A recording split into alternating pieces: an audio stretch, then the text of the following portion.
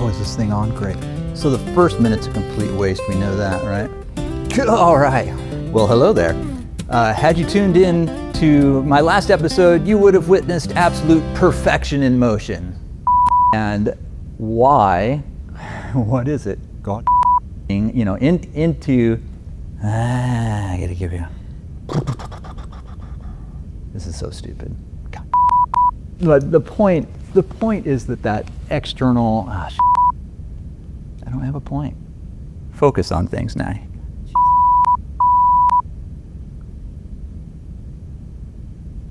I have a point. Oh, look at poor Dad. He had to clean the kitchen again. Look at me, I'm so cool. Turns out I'm just another fool. Yep, this is soul maintenance. So yeah, let me tell you what happened last week. I had gone out, I had set up my camera, it was a Saturday night. Everything was natural and wonderful, and I was just having a darn good conversation with myself. After that half hour or so of brilliance, I unplugged the drive. The SSD drive was actually full, so I hadn't recorded a damn thing. Laugh it off, no big deal. I'll just go out Sunday morning, it'll be quiet, everybody will be, asleep or in the house or whatever, and I need to make some notes. So I make a couple of pages worth of notes for a total of 6-minute video. And then I go to record, and the red light comes on. And what happens?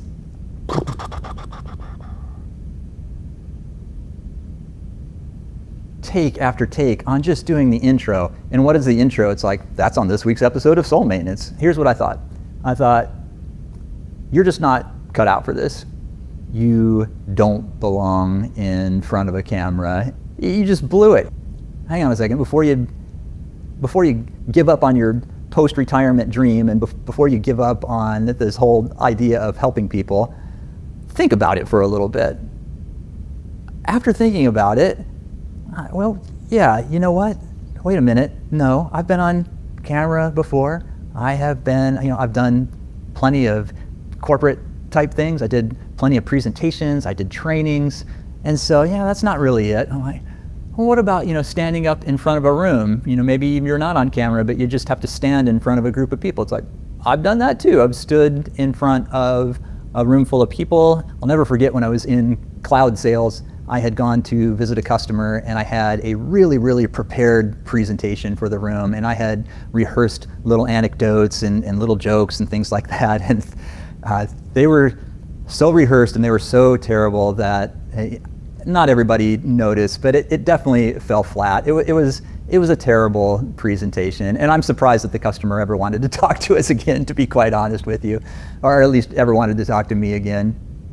There have been plenty of other times, though, where I've done the mental preparation, I've had the bullet points, I've had the salient points that I want to make either on camera or to the customer or to an audience on stage, and I've thought about them, and then I've gone and cleared my mind, and things go fine.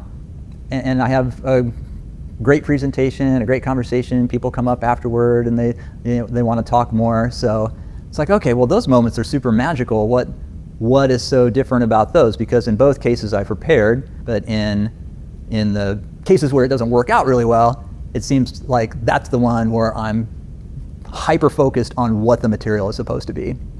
And that's where I came to the realization that the problem is not that I'm terrible, and the problem is not that I suck. The thing that got in my head was exactly that. It was me getting in my own head, thinking about the bullet points, thinking about landing the anecdote, thinking about the structure of the words, thinking about what I looked like, how I appear. Like, once you start to obsess over all those things and you're super inwardly focused, that's when you mess up. That's when you just have or at least for me, you get a complete inability to be natural, to be able to say anything. And so, what's the difference? What is the opposite of that? The opposite of that is being curious. It's being present. And we've all heard it before. You need to be present. You need to be curious. This is like so especially true for actors. I've heard so many interviews, where they say, oh my gosh, so-and-so is so easy to work with. Why are they so easy to work with? Because they're actually there in the room. They're on the other side of, the fictional situation with you. And the same is true of real situations. What is it about that is so different? Like, what is it that keeps that going? What is it that keeps that so natural? What is it that keeps you so engaged? And it's not because you're sitting there telling them how great you are or making 3 terrific, well-stated bullet point messages on something. It's about that curiosity. It's about that two-way interaction with each other. That's where the difference is. That's where the magic is. Take a minute to breathe. Take a minute to push out of your mind perfection. Before you let yourself think that you just don't belong, you're not good at it, you shouldn't be doing it, take a time out for a second. Be curious about what it is that you're trying to say. And that goes, whether it's an on-camera experience or you're on a podcast, you're in a room, it's definitely easier when there's, it's easier when there are other people there. There are other people to help carry the conversation, but you have to let them help. You've heard lots of things like take a pause, take a beat every now and then because somebody might have something to say.